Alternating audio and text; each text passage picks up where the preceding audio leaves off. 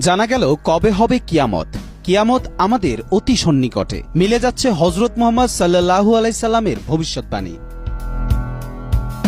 আমার দুই আঙ্গুলের মধ্যে যতটুকু দূরত্ব, কিয়ামতের সাথে আমাদের দূরত্ব ততটুকুই। 1400 বছর আগে এমনই কথা বলেছিলেন নবী করিম সাল্লাল্লাহু আলাইহি সাল্লাম। সেই মোতাবেক কিয়ামত সন্নিকটে। কোরআন হাদিসের আলোকে কিয়ামতের আলামতের অনেক নিদর্শনই ইতিমধ্যে দেখা গেছে পৃথিবীতে। তাই বলাই যায় কিয়ামত খুব বেশি দূরে নয়। শিয়া বাটার ও ভিটামিন ই সমৃদ্ধ lily glam beauty soap. Lily, always beautiful.